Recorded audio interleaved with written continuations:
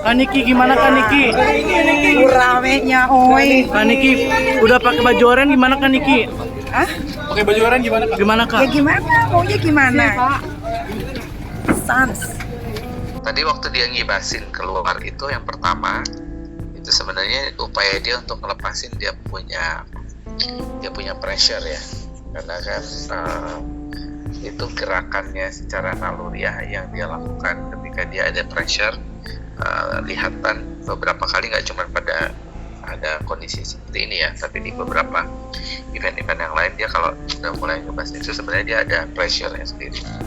Yang pertama. Terus yang kedua, supaya orang tidak terfokus dengan ekspresi wajahnya gitu ya, jadi itu sensasi biasa yang gerakan-gerakan beberapa public figure tuh punya stylenya masing-masing. Kalau dilihat dari senyumnya, itu kan senyumnya bukan senyum yang benar-benar smile, happy condition, tapi lebih berusaha untuk dibuat sebenarnya dia ada fear karena pupil mata agak sedikit belalak, terus kemudian hidungnya agak membesar gitu ya. Jadi ada sense of fear, ada ketakutan di situ. Karena yang dihadapi ini kan case-nya juga bukan case yang sederhana ya, dan dia sudah dijadikan di posisi, kalau dari berita yang terakhir sudah dikonfirmasi bahwa yang bersangkutan itu sudah di posisi sebagai dalam tanda petik sebagai pelaku atau terdakwa gitu ya, yang kemudian dikenakan untuk diproses penyidikan yang lebih lanjut lagi. Nah, itu membuat dia masuk dalam kondisi pressure yang luar biasa. Menurut saya tidak sederhana. Siapapun yang ada di kondisi yang Mbak Nikmir atau di hadapan di situasi seperti itu pasti juga akan mengalami situasi yang bisa lebih jauh, responnya bisa akan jadi sangat berbeda. Ya, itu case by untuk ya, ini bentuk dari dia untuk escape. Jadi kan ada orang yang ketika dihadapkan pada satu kondisi itu kemudian dia deal with gitu ya, berhadapan langsung. Nah, atau proses yang kedua, orangnya itu kan berusaha untuk away gitu kan ya, fight or flight. Nah, kondisi ini yang dilakukan sama Mbak Nikmir, dia lebih ke untuk flight, makanya dia tidak menjawab juga pertanyaan-pertanyaan dari teman-teman wartawan untuk membuat seakan-akan ini adalah situasi yang biasa aja, ya sudah, mau gimana lagi. Itu kan dari konteks kata-katanya yang disampaikan, pembicaraannya, nada suaranya, itu juga sangat cenderung lebih rendah gitu ya, lebih merendah. Tiba biasanya kan kalau dia kan suaranya cenderung agak tinggi ya, tapi di posisi ini dia terlihat intonasi, penekanan diksi, suaranya, artikulasinya juga cenderung lebih berusaha untuk lebih kalem. Karena dia memang orangnya suka di poin itu mau nunjukin, mau kasih lihat I'm okay walaupun kondisinya sedang tidak okay gitu ya. Jadi still okay gitu ya, looks like more okay, but to some extent dia tidak dalam kondisi yang terlalu baik. Jadi itu yang dia mau munculkan, dia mau tampilkan, saya bisa tegar, saya bisa tetap ini, saya tetap bisa ngejalanin ini, dan ini rasa saya bukan pengalaman pertama dia gitu kan. Jadi itu kesan itu yang coba dia bangun, sehingga ya dia berusaha mengafirmasi ke dirinya juga bahwa saya bisa melewati.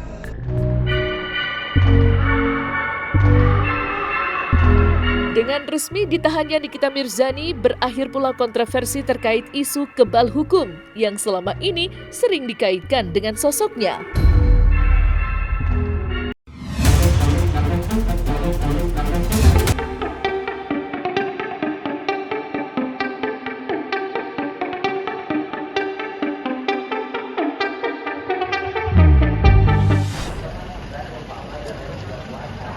Kaniki, gimana kabarnya sendiri? Baik.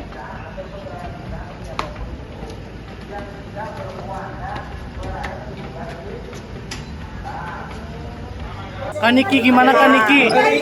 Ramenya, oi. Kaniki udah pakai baju oranye gimana Kaniki? Hah?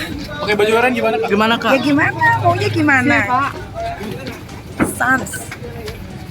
Mungkin Coba. perasaannya gimana sih Kak Niki? Tidak ada, biar cepat selesai masalahnya. Gimana? Awas nggak bisa jalan, nggak bisa jalan. Ya. Maaf ya. Awas. Awas, hei. Kak Niki akhirnya pakai baju oranye gimana Kak? Sesuai kemauan. Bukti ya bahwa orang ini benar-benar dan gak ada adabnya sama sekali adalah pada saat dia mengenakan baju tahanan aja itu diletakkan di shoulder guys, ya di shoulder gini ala-ala jas, ala-ala Kak Fitri Salhutero. Mungkin dia ya pada saat lagi berada di posisi itu ingat Kak Fitri kali ya, oh mungkin selama ini Kak Fitri bantu aku, Kak Fitri kan gayanya kayak gini, aku buat mungkin kayak gitu kali ya. Terus dia ngerasa itu bukan baju tahanan guys, dia lupa, dia mungkin ngerasa bahwa itu baju kremes padahal itu udah jas-jas dari sana tahanan, ya kan. Dan kali hargain aja lah Pok Lela yang ada di negeri Konoha ini, kok hargain biar nampak kalau itu orang yang punya adab, walaupun memang sebenarnya ya kelakuan kok. Tapi kayaknya memang bener sih terinspirasi dari Kak Fitri sih. Rindu kali dia mungkin sama Kak Fitri. Selama ini kan selalu disupport sama Kak Fitri, selalu dijaga sama Kak Fitri. Jangan gini. Terus kalau ada masalah selalu Kak Fitri damping. Sekarang udah gak ada, jadi dia bingung mungkin dia kan. Jadi dia rindu mungkin. Makanya dibuat deh jasnya ala-ala Kak Fitri ya kan. Jasnya, baju tahanannya. Keren banget nih kita Mirzani, udah pakai baju orange masih bisa sumringah senyumnya, cantik sekali. Karena nih kita Mirzani udah ditahan ya kan, kasus dugaan pemerasan. Terus pertanyaannya, dikemanakan si penyuapnya? Kok ada yang bisa memeras dan ada yang bisa disuap? Bravo Kepolisian Republik Indonesia. Kalau ada yang ditangkap karena dugaan pemerasan, harus ada juga dong yang diproses dugaan penyuapan. Karena kok bisa nyuap-nyuap? Tujuan nyuapnya untuk apa? Kita ngebahas tentang skincare ya. Jadi semoga dari kasus ini nih kita Mirzani bisa membongkar kalau di dunia perskincarean itu emang ada suap menyuap, say. Ya, ini kita Mirzani aja bisa disuap, gimana yang lain? Ini bulan puasa ya, kita itu diuji banget dengan melihat banyaknya hal-hal yang janggal yang terutama penegak hukum ini. Sekarang kan itu kasus ini kita Mirzani udah jadi tersangka, udah diperiksa juga. Nah, kasus penyuapan, masa yang disuap doang yang ditangkap? Woi, yang penyuap juga dong yang diperiksa. Kenapa ini penegak hukum ini nggak mau manggil yang menyuap? Biasanya kan kalau misalnya ada kasus suap, yang penyuap dan disuap ini sama-sama jadi tersangka. Terus kalian tuh masalahnya apa? Kenapa sampai ada suap menyuap ini? Itu juga dong diselidikin. Kenapa kalian penegak hukum? Udah disuap juga atau gimana? Janggal banget sumpah, ini para penegak hukum benar-benar memperlihatkan dan mempertontonkan secara jelas kepada masyarakat betapa bobroknya tatanan hukum di Indonesia. Kita lihat aja nanti ke depannya untuk kasusnya NM dan DRZ. Ini aku masih tetap dengan pemikiran aku bahwa dalam kasus ini tuh masih 50-50. Harus fair melihat nanti fakta yang ada di persidangan seperti itu. Setelah melakukan pemeriksaan terhadap kedua tersangka, yang pertama saudari NM, yang kedua saudara IM, kemudian dilakukan gelar perkara lagi. Selanjutnya penyidik telah menahan atau melakukan penahanan terhadap kedua tersangka. Dan untuk 20 hari ke depan kedua tersangka dilakukan penahanan oleh penyidik. Selanjutnya penyidik terus melakukan pendalaman dan melengkapi berkas-berkas terkait peristiwa Akuo. Itu rekan-rekan update-nya ya. Ini tergantung kepentingan dari pihak penyidikan ya. Karena ada orang yang diborgol. Sebenarnya diborgol ini tujuannya apa? Supaya jangan melarikan diri, kabur. Jadi tergantung keyakinan dari penyidik. Kalau penyidik yakin bahwasanya si tersangka ini kemudian memang kooperatif dan tidak melarikan diri, ya sudah, dia jalan juga nggak apa-apa. Banyak kok para tersangka yang kemudian tidak diborgol Karena memang secara analisa penyidik ini si tersangka ini nggak punya potensi melarikan diri. Nah, di borgol itu tujuannya supaya jangan melarikan diri. Tapi kalau dia nggak punya potensi pertimbangan penyidik, ya dia nggak perlu di borgol.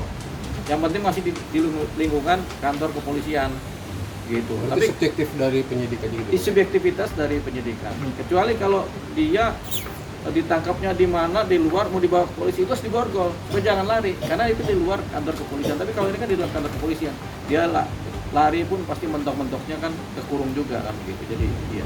Jadi itu nggak ada persoalan. Termasuk baju orange itu sebenarnya nggak ada persoalan juga begitu, karena zaman dulu nggak dikenal tuh ketika tersangka itu harus memakai baju tersangka, karena belum ada cerita tentang aturan-aturan baju tersangka begitu kan. Makanya kenapa baju tersangka itu kalau di ini ada yang warna orange, ada yang warna merah, di KPK warnanya beda lagi, karena itu kalau kebijakan dari institusi penegakan hukum aja. Itu di jaksa juga beda lagi warnanya. Bahkan di antara kepolisian satu pakai baju tersangka warna biru, satu baju tersangka warna putih, satu lagi warna orange. Itu bebas aja.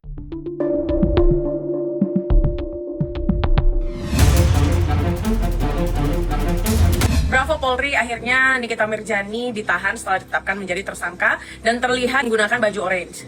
Ya, Satyam Eva Jayati kebenaran pasti menemukan jalannya. Walaupun dulu laporan gue pernah di SP3, ya kan. Tapi akhirnya ucapan dia bisa dipatahkan bahwasannya ada kok polisi yang berani nangkap dia. Ada kok polisi yang berani mentersangkakan dia. Ternyata uang dia juga tidak cukup untuk membeli yang katanya kalau hukum itu dibeli, begitu. Nah, akhirnya air mata gue terbalaskan. Setelah dia nyebarin nomor gue, dia hina-hina gue, dia posting-posting foto anak gue yang kecil, si Sultan. Ya, gue sih bilangnya puji Tuhan begitu. Terima kasih ya. Ini berkah Ramadan, selamat berpuasa buat kalian semua. Besok subuh. Sekarang silakan menghujat. Aku nggak gembira ya, aku berduka, sedih. Tapi bohong. Udah buka puasa nih ya, udah buka puasa.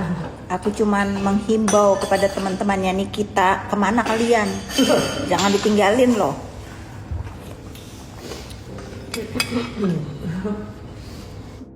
Kalian ninggalin sendiri. Lu masih pada ingat gak waktu Isa Jega itu di depan Ka'bah dia bilang, ya Allah, tolonglah tangkap Nikita, dia zolim sama hamba. Karena ya kita tahu sendiri kan, waktu itu Isa Jega itu ya kan, sama dia disuruh pakai orang bayaran. Ih, ngeri kali. Ternyata doanya terkabul. Gila, luar biasa banyaknya orang yang dia sakiti. Ya Allah, hari ini saya yang berdoa, jangan hanya ditahan, tapi divonis bersalah, hukumannya panjang. Kenapa? Ini bukan doa, ini sedang menuntut keadilan kepada penjahat gitu loh. Jadi terhadap apa yang terjadi sore hari ini yang menjelang malam ya, ternyata itu telah menghapuskan satu kekhawatiran kami terhadap tidak berjalannya ketentuan hukum acara yang kami anggap selama ini tidak dilaksanakan oleh penyidik. Ternyata ya dengan peristiwa hari ini, dengan ya kami belum mendapat informasi resmi ya, tetapi kami melihat dari media bahwa telah dipakaikannya baju orange terhadap tersangka. Maka dalam hal ini kami menyampaikan apresiasi yang luar biasa ya kepada Bapak Kapolri, khususnya Bapak Kapolda Karyoto dan Direktur Cyber Polda Metro Jaya beserta dengan jajarannya. Artinya kami melihat bahwa kinerja penyidik pada hari ini telah memberikan kepercayaan kembali kepada masyarakat. Ya, yang selama ini di framing si tersangka oleh masyarakat dengan bahasa-bahasa kebal hukum, ternyata penyidik Polda Metro Jaya telah membantah semua itu dengan ya menetapkan kedua orang ini menjadi tersangka. Kemudian ya mudah-mudahan yang kami dapat informasi benar, ternyata ini kedua tersangka telah ditahan.